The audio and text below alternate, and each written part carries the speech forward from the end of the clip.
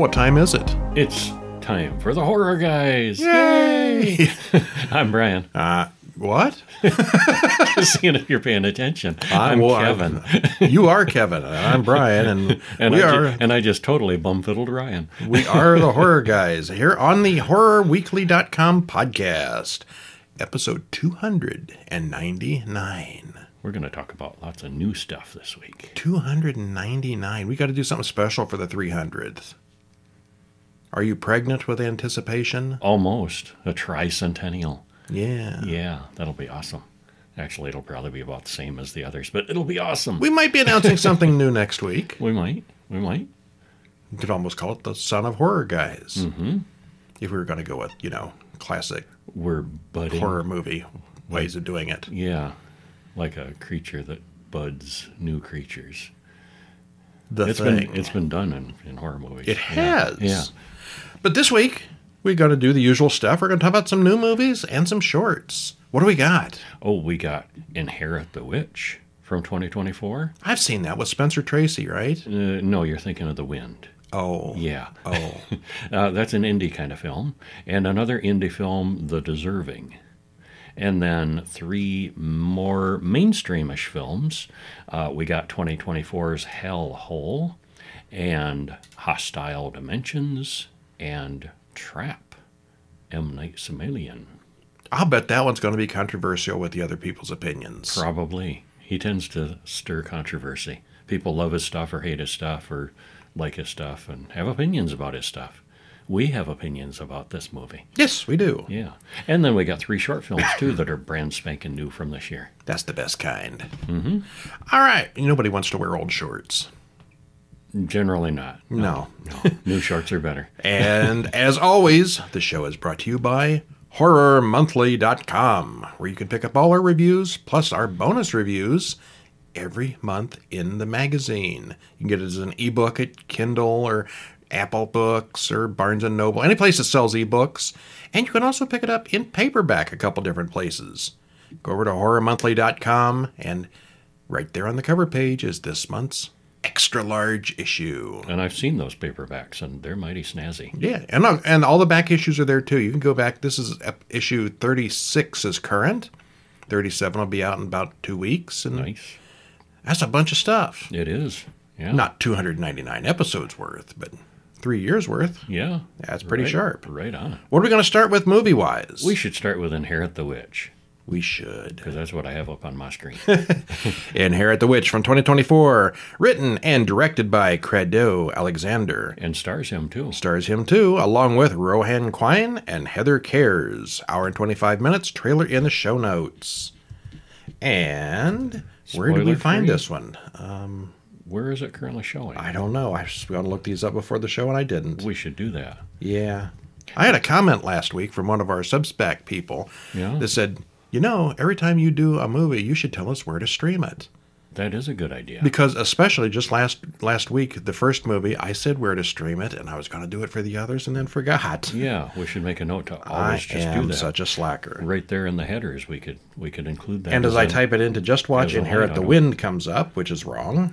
We've already made that one. Already made that joke. Yeah. It doesn't know. Oh. Oh, my. Oh, no. I've deleted the mail from the producer. Whoops. It's out there.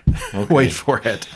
Okay. Well, anyway, written by, directed by, yep. Spoiler-free, what happens? This was a story about witchery and family secrets and evil that lives a really long time.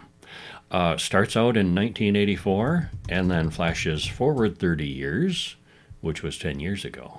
Time flies. Doesn't seem like 1984 was 40 years ago. It is not coming out until the 24th of September. Oh, okay. They told us not to do the review until this week, so we're okay. We're okay doing it this week. It will be on. You could fill in the blanks here while I'm looking it up. Okay. Well, the tie-in between the past and the present was interesting, and it does have a pretty cool wrap-up. And I say this because horror guy Kevin liked it quite a bit, and Brian was kind of cool on it. But you'll have to see it for yourself to decide. And it really doesn't say where it's coming out, so maybe there's not quite sure yet. Okay. But on the 24th, put it on your calendars. It will be out there. And you should check it out, in my opinion. Oh, it's worth watching, definitely. Okay. Well, it's 1984, and we see that it's Corey and Jesse's 14th birthday party. We watch grainy old footage of the party, and a woman there, she says she's putting a very special spell on Corey. But Rex, his friend, isn't even sure that he believes that. She takes some of Rex's blood and then drinks it. Ew. For his birthday, she gives Corey something shocking. Yeah, and we don't get to see what that is. Yeah, we don't yet. know what it was, but yeah. And then we fast forward to the present, where Rex and Corey are grown up, and they complain about Pamela, who almost married their father. The father has died, and all the weird relatives are coming out for the funeral. No one wants to see Fiona, the sister, but she's coming anyway. Well, we cut to Pamela, leading her coven in a ritual back in 84. And she talks a bunch of stuff, and it's all about living forever. Mm-hmm. Well, Fiona, the sister, visits Corey at his place. Older Pamela does a spell. She's still a witch, and Rex is assisting her with it. They need to finish the spell with Corey and Fiona, or Pamela is going to die. The two of them, along with the Grand Witch, works on setting up a spell. The death of the old family will make her young again. Okay, so there's our plot, I think. Yep. The old witch is wanting to be younger, and she has to immortality. sacrifice a family. Uh-huh. And then we flash back and forth between Cody and Fiona arguing, and the witches doing their thing for a long while. When Fiona finally leaves, Rex uses magic to ambush her on the road, and he texts a photo of her unconscious body to Cody. And Cody calls 911, but old Pamela is the one who answers. Well, that can't be good. And lots of weird stuff happens at this point. There's possession and all kinds of things going on. And we'll stop there because you haven't seen it yet. Yeah, and we don't. Nobody's seen it yet. It's not out. We don't want to spoil it completely. All right, well, this is described as LGBT horror, but other than a few of the actors and characters being obviously gay, it doesn't really seem to affect the plot in any way.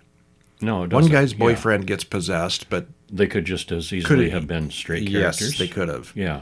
I Which just think was- the filmmakers were all gay, and they decided to just make the characters that way. Which is good, because you can see that, gay people are just like other people. Yes, it doesn't have to be a plot point. Yeah. Well, the characters here are kind of drab and uninteresting for the most part, I thought. The story is something about a witch wanting her inheritance from Cody and Fiona's dead father, but it's kind of talky. It's a little drawn out. The editing is kind of disjointed also, and the story is a little hard to follow at points. But it did all make sense in the end. It's an indie film. You can tell. Yeah. Yeah. Yeah. It's a heavy load to direct, write, and carry a major role in a movie. Yes, it is. That's a lot of work to do all three. But I thought he did a decent job with it for doing all three. And I liked the ending. Liked how things wrapped up. Wasn't perfect, but I was entertained. And that's what counts. Yes. Entertain me. Yeah, I was looking at the IMDb And credits this for one all does. these people, and it seems like most of them have worked together on projects in the past. Uh-huh. I think this is the first one of their films we've seen. Yeah, I think so. But I didn't recognize any of these people from anything, but they've done others. I wouldn't mind seeing other stuff. So if you like this one, check them out there. They've got other stuff out there. Yeah. How about another indie film? Okay. How about The Deserving? Written and directed by Koka Singh Arora, stars Venkat Sai-Gunda, Simone Stadler, and Kelsey Stalter. Hour and 15 minutes. That's a fairly short film. That's a shorty. Neat poster, though. Yeah, it was. Well, what happened spoiler free? Spoiler free, this had a great setting and a capable cast with good direction. Venkat Sai-Gunda was especially impressive, being the center of the movie as a mute with zero dialogue. It's almost one character throughout, and he doesn't speak. He doesn't say a word, yeah. That said, it's not a silent film. No, There is talking. There is other people that talk, and yeah. The script was a little bit disappointing to us because there's an element we figured out way too early. But the short runtime helps things move briskly, and we give it an overall thumbs up. Yes. Okay. Very cool. Yeah. Well, Carter Sai opens the door and lets in a model. He's a photographer, but he doesn't speak at all, which she finds weird. And so do we, but it's a horror movie, so we go with it. You get used to it. He hallucinates himself touching her, but then when she reacts in real life, he stabs her to death with a pencil. And credits roll. Well, that escalated quickly. Yeah, right off the bat, he's a killer. Carter opens the door and talks to the postal worker using sign language. He uses sign language, and she's used to that, so he's not just silent with that model. He goes back inside, develops the photos of the dead model, and fixes himself lunch. And Kevin noticed something with this scene right here. Seemed like it was digital cameras. It was a digital camera, and But then he's it's in the back developing film. the old style dark room with chemicals and paper and everything. Yes. But maybe you must have some way to convert it, or maybe some of the camera was film camera. Could be. Yeah. Is there a hybrid kind of But thing? but I noticed that. I was like, that really? That's a lot of work to do the chemicals and Yeah. all that stuff. Well, in the morning he takes a shower, gets dressed, and goes up to the attic where he puts his head in a noose. He's planning to kill himself. He puts on the noose and knocks over the chair, and well, suddenly there's someone banging on the door downstairs, and you can tell that he's trying to, he's kind of changed his mind. He struggles to get the noose off before he passes out. And then the next thing, he opens the door. He's downstairs. Made it out, he sees Lucy Hill there at the door. Well, she needs some headshots for her portfolio. And she's very talky and very pushy, and he grudgingly lets her inside. And he assembles his camera equipment slowly and carefully, but then drops it when he sees something horrible for half a second. And things just aren't quite right. His screen, there was something with his screen was down, and then he thought he put it down, and then it was up again, and yeah.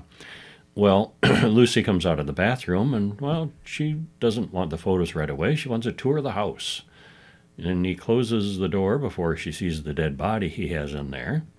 She knows all about him and his family and his personal life. He's kind of a famous photographer, and she's done a lot of research.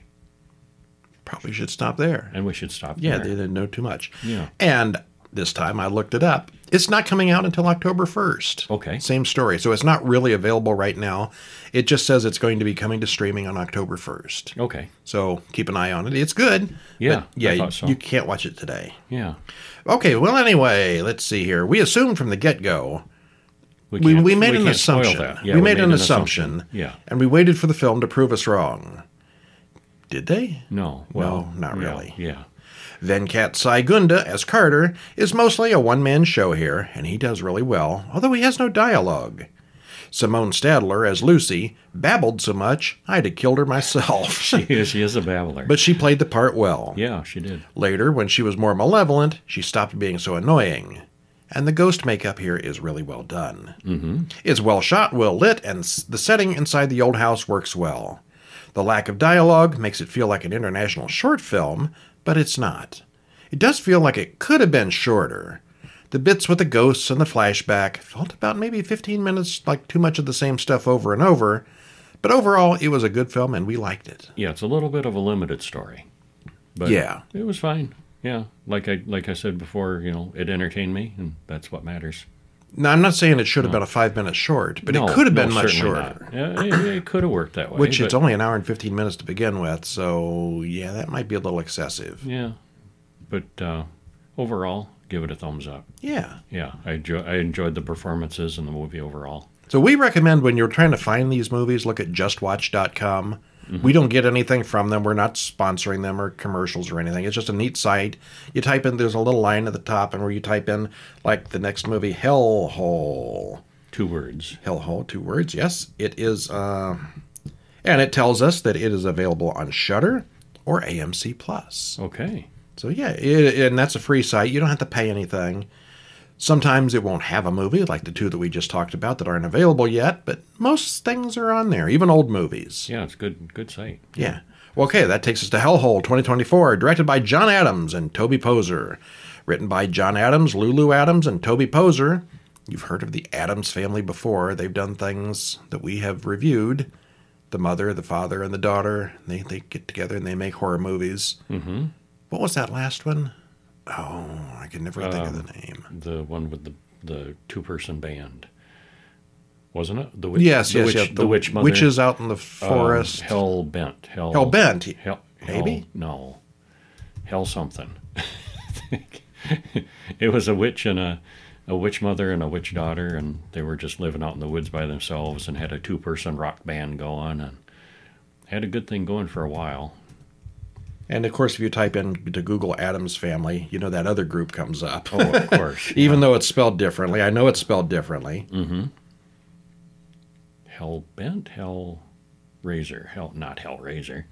Hell something. You're going to maybe do IMDb, aren't you? Yeah. Hellhole. Well, I'm going to continue on to say this stars Olivia Perunisic, Bruno Veljanovsky, and John Adams. And the runtime is an hour and 32 minutes. Hellbender. Hellbender, yes. And some other stuff, too. Mm-hmm. They've done a lot of things. And there's some familiar faces that you recognize from both movies.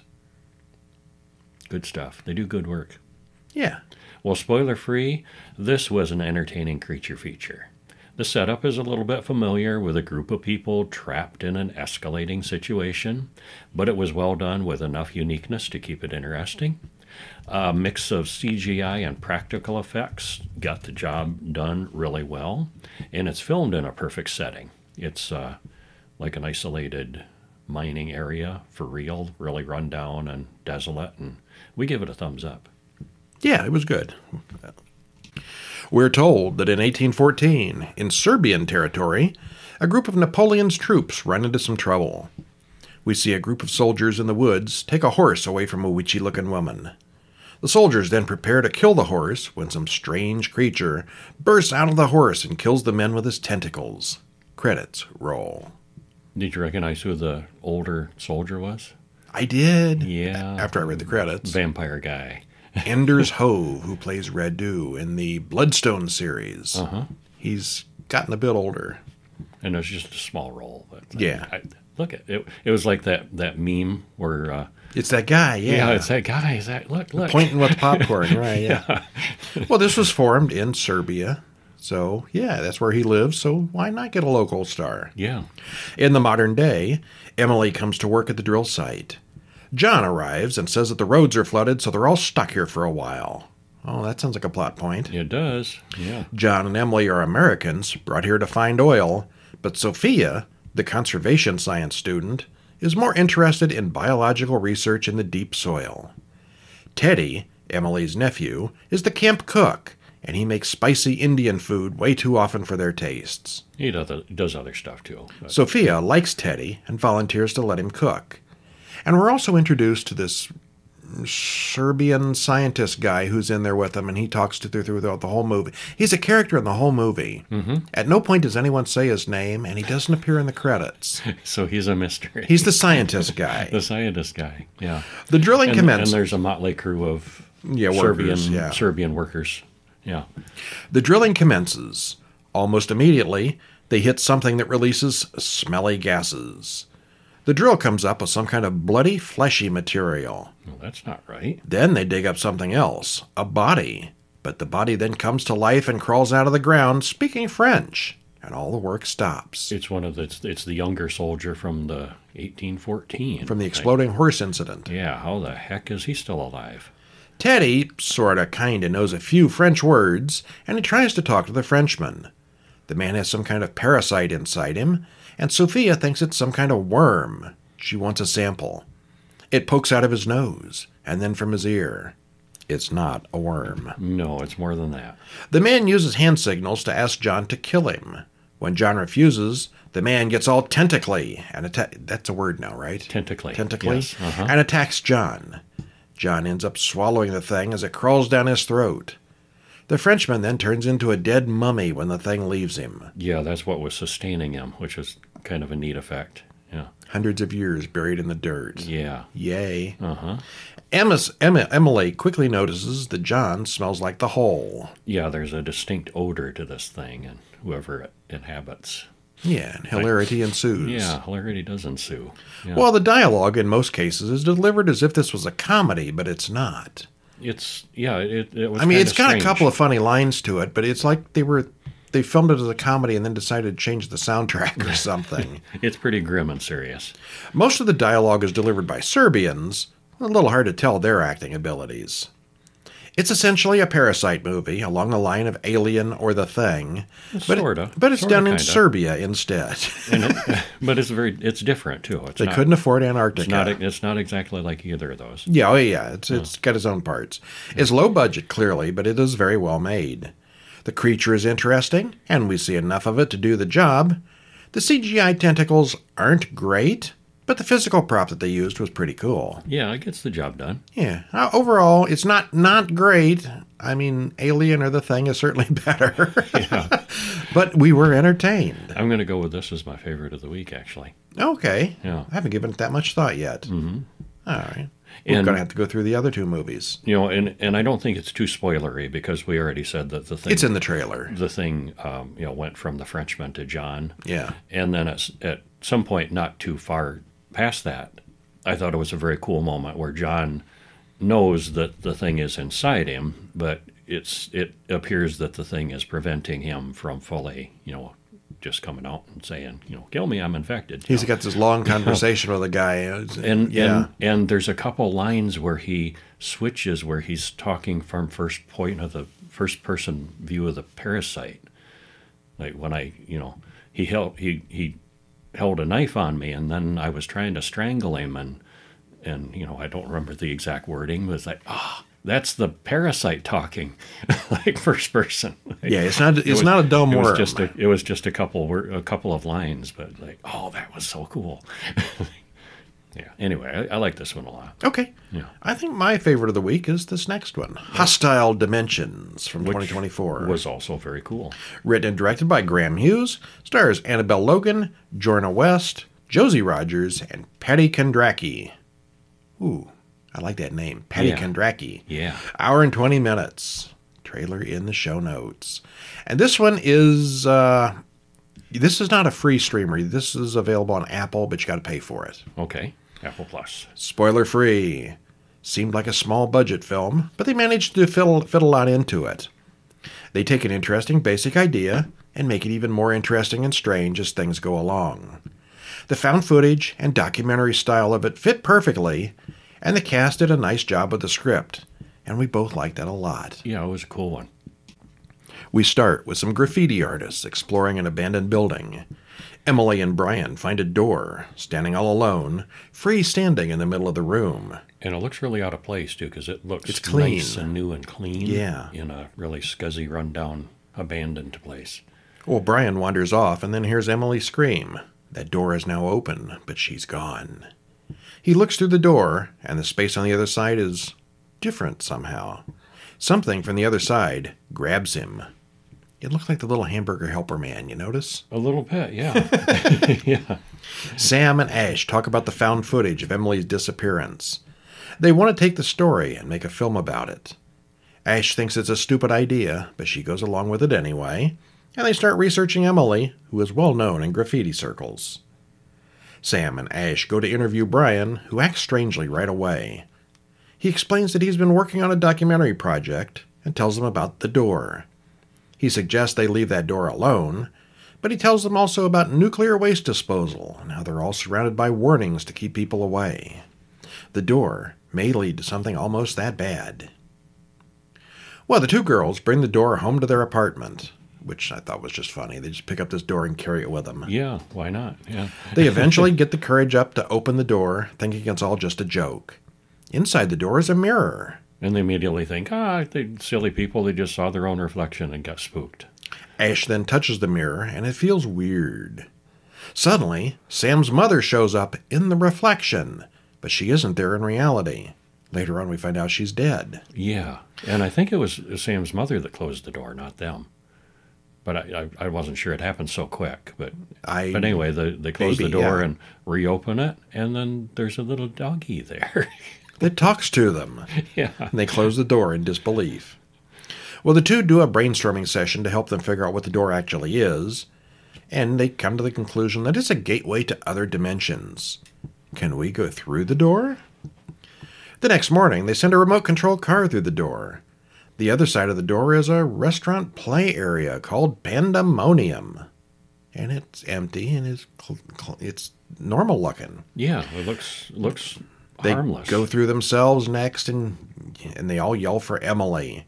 Ash is nervous about being in this place, but Sam seems right at home in the fun play place. They follow signs that say free hugs to a giant stuffed panda that then sprouts tentacles and chases them back to the door. Okay, yeah, that escalated in a bad way. Back in the apartment, they're safe again. Late that night, something pounds on the other side of the barricaded door. Uh-oh. Yeah, it's a stopping place there. I think so, yeah. Well, the cast is small, and the budget looks even smaller. Yeah, they go to see a professor who joins up with them. Yeah. A guy named Ennis, and hilarity ensues. Still, it is an interesting concept, and it's done seriously enough that it's very entertaining. Yeah, I thought so. It's Yeah. well-paced and never slows down enough to get boring. I could have done more of this. Mm-hmm. It's very, very weird, and also pretty cool, I thought. Yeah. It is low budget. It doesn't look great, but it's well done. Yeah, they did a lot with what they had. Yeah, I thought it was pretty awesome.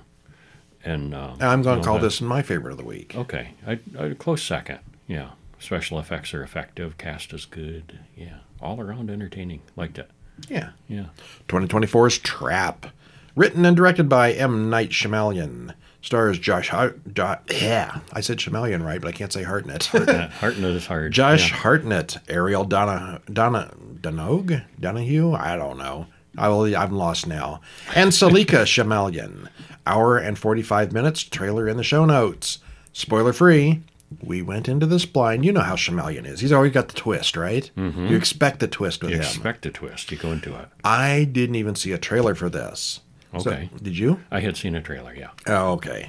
The trailer didn't spoil much. I didn't think so. Well, we went into it blind so we could be surprised by the twists and turns. And as usual with M. Night's movies, that turned out to be the best way to go in. So maybe you don't... Well, we're not going to spoil it. No, we won't. The cast is good. The story moves well. Salika Shyamalan, his daughter, really is a singer, and I thought she was pretty good. I'm sure that she's going to be very criticized and, oh, it's terrible. And he's only doing this so that to make his daughter a famous singer. Well, I'm not saying that isn't true. Well, it'd certainly give her a boost. I mean, she's been a singer for a while. When it was over, the music is the only thing that stuck with me for the most part. But she has been a singer for a while, and but this certainly helped people be aware of that. Yeah. Yeah. Give us a start. How's it begin? Well, Riley and her father Cooper are going to a concert. This is Lady Raven. They arrive early enough to see her get out of her bus. There's a big line, and as they wait, they talk about Riley's former friends who are starting to ignore her more and more. And there was some incident at school, and there's some roughness at school for her. Mean girls. Yeah. Well, as they walk to their seats, Cooper notices lots of security and armed guards. Yeah, this is like the first 10 minutes of them getting there and arriving, and it all seems very normal. Except yeah. for these extra guards. It does seem heavily guarded. Yeah, heavy security. Well, all the kids are starstruck with teen idol Lady Raven. But Cooper's a little bit old for this stuff. He's not the only parent there, of course, but he seems out of place among the cheering young people. All these kids are around him, and they don't even come up to his armpits. Yeah. Well, he has to make a bathroom run, but Riley stays in her seat. He checks his phone and watches a video of a man in chains. What? Yeah, right off the bat. Well, he runs into Jody's mom, one of Riley's little friends, who apologizes for her daughter's treatment of Riley. Well, meanwhile, lots and lots more police start surrounding the arena. And as the show progresses, Cooper doesn't understand what all the police are there for. On a break, he asks one of the vendors, Jamie, why they're all there. He says the butcher, a serial killer, is supposed to be here tonight, and the police have set a trap for him. Well, Cooper starts looking more nervous after that conversation, and noticing the exits are all blocked off by cops. Let's stop there. Yeah, let's stop there. Now, that sounds like you just gave away a big twist, but we're like 10, 15 minutes in. Yeah, and if you watch the preview and read the description, you know that this is what it's about. And I'm sitting there like, oh, he's the serial killer, isn't he? Well, is he? Maybe. That's certainly the way it was looking for a while. He has a guy chained up in the well, don't know if it's a basement. It's a room, Doesn't everybody? He's watching this captive on video. Well, again, I went into this blind after hearing about the usual Shyamalan bashing that all his films seem to get. everybody hates him because I don't know why. Well, not everybody. Clearly, he's making money and keeps making more. Not everybody hates him. I mean, he's made some movies that I didn't like, but I don't generally hate all his movies. No, more. I like him more though often than not. Yeah. And his daughter, Salika Schmellion, sings all the songs for real, and she's actually quite good. We are very quickly led to believe that Cooper is the butcher, but knowing Schmellion's requirement for a twist, we assume there would be more to it than that. The cops know all about the butcher, and they know he's attending the concert, but they don't have a photo of him, or the story would be a lot shorter. Yeah, they would just go, there's 3,000 adult men here or something like that. Yeah. There are thousands of adults. I thought their plan seemed weak at best. What city even has that many cops? Boy, that was a lot of police. Yeah. Yeah, that's a lot of cops. If anybody wanted to commit a crime in that city at that time, all the cops were at the stadium. I mean, there's this profiler who thinks he's going to be there, and she got to be pretty persuasive to get the chief of police to assign that many cops to one project. All the cops. Yeah. When there's very low chance of him actually getting caught. Well, we were expecting a twist at the end, and, well, I'm not going to say. No, don't say. Yeah. I thought it was pretty good. I liked it. Yeah, I mean, it has some flaws if you think about it too closely, but overall, I thought it was good. Yeah. I'd rank it in his movies that I do like. Oh, yeah, I haven't liked all his, but I liked this one. He did The Village, didn't he? I like The Village a lot. That might be one of my favorites of his. Oh, I know, this The Happening. Yeah. I always get The Village and The Happening confused because of the word the. Yeah. The Happening I didn't care for too much No, for. that was dumb. And Lady in the Swimming Pool I didn't care for I don't think too I saw much. that one. Yeah, that was not my favorite either. Yeah. Old got a lot of criticism. We did Old on this show. I liked Old. I thought Old was fine, but Yeah. I mean, the more you think about it, the stupider it gets. But it was entertaining. And the I See Dead People movie. Oh yeah, Sixth Sense. Sixth Sense. Yeah. Well, that's a Like classic. that one. Everybody likes that one. Like that one a lot. Yeah. So he's a little hit and miss. I would call this one a low hit. A low hit. Okay. Yeah, liked it. All right. Now for our low hits. I mean, our short films for the week. Short hits. Gnosis from 2024. And this is weird because it had no real credits to it. It's just a YouTube video. Because it's all computer. Yeah. It's directed by Zach Johnson, and he gives the little, I guess it's a Twitter handle, @Resemblance AI. Okay. And stars nobody because it's animated, although there is a couple actors in it. I'm not sure. You don't think that scientist guy was real? I'm not sure that he was real. Oh, okay. Yeah, maybe. Well, there's no credits, so he might not There's be. no credits, and I don't know. Okay, well, it's 9 minutes and 20 seconds, and you can watch it on YouTube right now for free. And we are told about a discovery in the 22nd century that would allow humans to pierce the veil between other dimensions. And then we're told we were woefully unprepared for the horrors that awaited us. 30 years prior to that, the scientist records a visit to his lab. He explains his work is going to change everything that we know about reality. He calls it an astral lens. It can capture images from realms other than ours through quantum physics. And it does, in fact, change what we know about reality. But then something goes terribly wrong. Mm-hmm. All right, well, hey, that was depressing. Yes, it was. Yeah, but good. I mean, a good story. I will give it a good story. Okay, apparently we debate on this next part here. Mm-hmm. It's a mix of AI-generated images, live-action actors, and a lot of narration. Yeah, and we are questionable whether there are any live actors. Or some of it is very good AI with where you can't tell for sure. Yeah. Well, I mean, AI when you see it for the most part, but for the most this part, is good enough, maybe not. A couple slides. It looks good, and the story develops at a good pace. It's told in the style of a narrated history lesson rather than an actual story with characters, much like a book or movie's prologue. The visuals and creature designs are very cool and have a definite cosmic horror vibe to them. Oh, for sure. Cosmic horror, yeah. I'm sure it's going to have detractors since it's, made from AI. There's no doubt this is an AI movie. But I suspect it's an early taste of things that we're going to get a lot more of in the future. And I'm going to sit here and say that I am one of those detractors. You didn't like it? Oh, the AI is obvious, and it just has there's this core sameness to it over and over. The visuals are interesting, but it's just like a slideshow of AI clips with a narration. Some of the things move. No, Yeah, there's animation Oh, to it's it. not just stills. Yeah. Yeah. Yeah. I mean, you know AI when you see it for the most part. Yeah. And all the AI things tend to look alike in certain ways. There might have been one real person in it, and the narrator might have been real. Oh, I'm sure the narrator was probably real. Are you? Well, I'm not sure. no. Yeah. No, I'm really not. Yeah. I'm kind of lukewarm on it. See, this is where I am saying this is the way things are going. I mean, we may not like it, but I think we're going to be seeing a lot more of this stuff. And that disappoints me. Yeah. I'd rather see real people.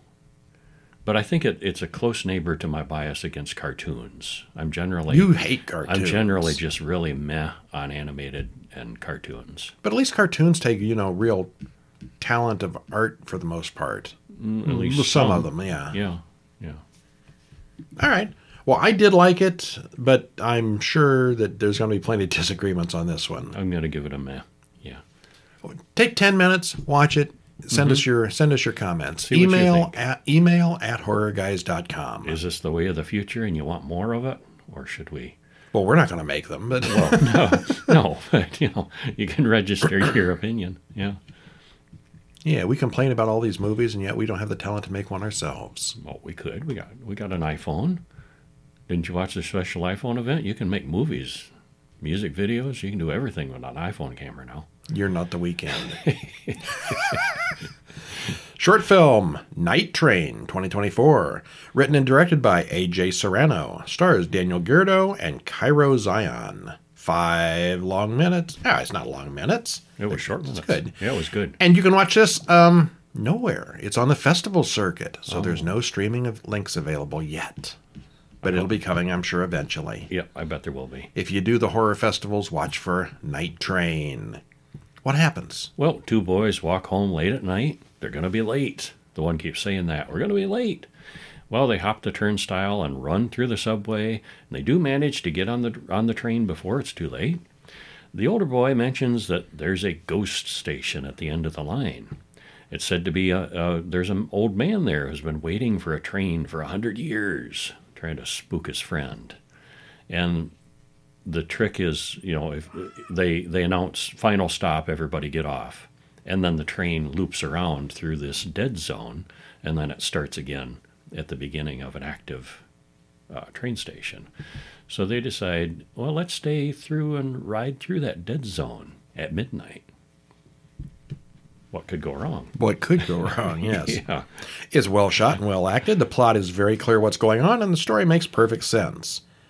I doubt I'd be as calm as the younger kid at what happens at the end, but his reaction just adds to the effect. Mm-hmm. He's not quite right. It was cool. Yeah, it's a very, very cool movie, yeah. Yeah, I liked it. All right, and the last one for this week is Prom Car 91 from 2024, written and directed by Brian F. Ottig, stars Yuri Lowenthal, McKenna Marmolejo, and Michael Lair. 11 minutes and 11 seconds. And I'm going to call this perfect. One of the best shorts ever. Really? Yeah. Of my shorts, I don't have a cohesive list where I've compiled, my favorites, but clearly this is, way up top of your list. Yeah, huh? I loved this one. Yeah. Okay. Yeah, I thought it was really good. It's my favorite short of the week, but I don't know that it's the best of all time. Well, not best, but in the handful of best shorts that I've ever watched. Yeah. There you go. Yeah. Well, you're going to get to tell us what happens. Well, it's prom night, 1991. The retro was perfect in it. Carrie thinks this might be the night she and Donovan are finally going to do it. They've been dating for years, and it's finally time. She asks her parents if they want to take a photo of her in her prom dress, but there's no answer. They don't even come to look. Yeah, so she leaves. It's going to be a great night. He's there to pick her up. Well, after the dance, the two do plan to do it in Don's dad's minivan. They both crawl into the back seat. Well, surprising both of them, there's some screaming from outside. And things then devolve. Stuff happens. Yes. Yeah. She narrated. They're parked in like a lover's lane kind of place. Yeah. And they're about to, and then there's screaming. Yeah, and she narrates the whole movie as she goes along. And at one point, he looks over and asks her, "Who are you talking to?" And she's like, "Oh, you can see that?" Well, yeah. Yeah. Well, the moral of the story seems to be don't mess with girls named Carrie on prom night, which is always good advice. Yeah, it is. Well, the way Carrie narrates the whole thing and breaks the fourth wall is fun. It's like we're in on the action. Since she and Don are voyeurs of themselves, why can't we be too? Mm-hmm. The note writing between the two of them in the back seat was hilarious, but the whole thing is, really. Sometimes watching and listening isn't as much fun as it sounds. And there's a fight, and the choreography here is really good and lots of fun to watch. Definitely a winner. Yes, it was. Yeah, we both like this one. Watch this one, I insist. Kevin's special favorite. Yep, one of them. All right, well, that's it for this week. I'm going to say of the bunch, my favorite was Hostile Dimensions, although I really kind of like Trap as well. I'm going to go with Hellhole still as my favorite of the week. Okay. Yeah, like that one. Hostile Dimensions a second place, and Trap third place. Yeah. All right, well, anyway, we are going to post these up on horrorweekly.com for our weekly newsletter, and you can read the entire synopses with spoilers for all of these if you want to. And also at horrorweekly.com, if you become a paid subscriber, you get our bonus newsletter once a month, which is going to be coming out in the next week or so. Bonus newsletter, bonus podcast episode. And we're really going to go ape with this one. That's all I can tell you. Nice. But next week, episode 300, we will have more movies, more shorts. Okay. All right. I'm Brian. And I'm Kevin. We'll see you next week. See ya.